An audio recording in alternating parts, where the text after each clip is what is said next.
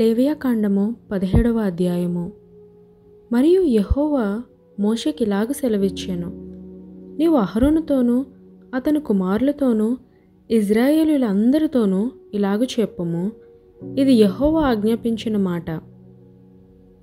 ఇశ్రాయేలీయుల కుటుంబములలో యెహోవా మందిరం ఎదుట యెహోవాకు అర్పణము అర్పించుటకు పూనుకొనువాడు, అది ఎద్దే గాని గొర్రెయే గాని మేకయే గాని ప్రత్యక్షపు గుడారం యొక్క ద్వారమునొద్దకు దానిని ముందు తేక పాలెములో వధించినను, పాలెమునకు వెలుపల వధించినను, ఆ మనుష్యుడు తన ప్రజలలో నుండి కొట్టివేయబడును.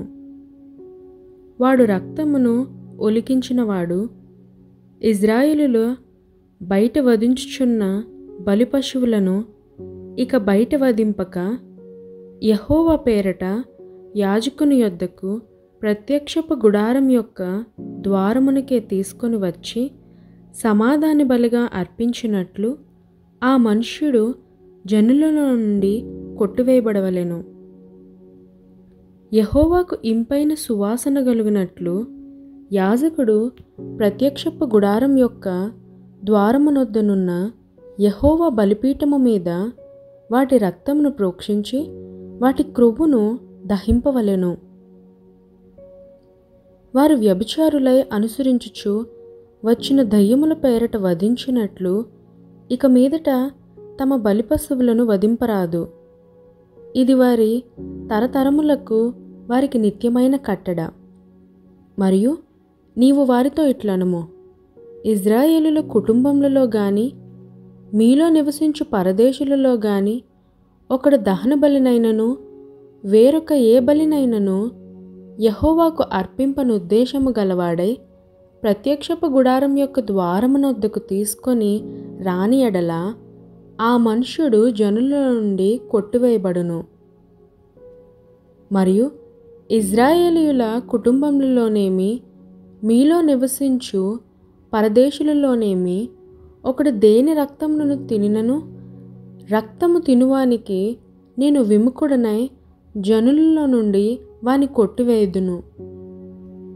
రక్తము దేహమునకు ప్రాణము, మీ నిమిత్తము ప్రాయశ్చిత్తము చేయనట్లు బలిపీఠము మీద పోయిటకై దానిని మీకిచ్చెతిని. రక్తము దానిలోనున్న ప్రాణమును బట్టి ప్రాయశ్చిత్తము చేయును.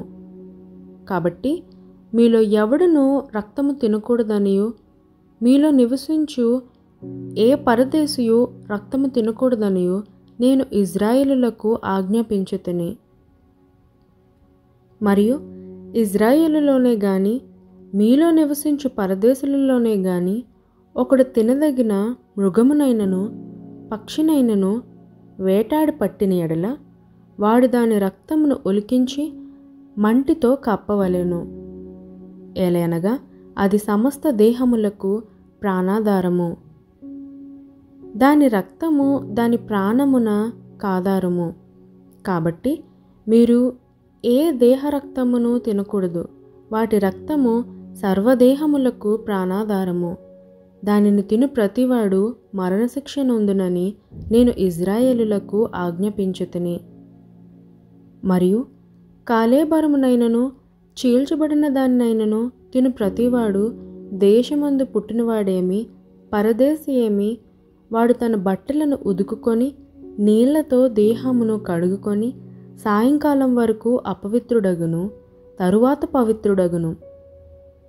అయితే వాడు వాటిని ఉదుకుకొనకయు తన దేహమును కడుగుకొనకయు ఉండిన ఎడల వాడు తన దోష శిక్షను భరించెను.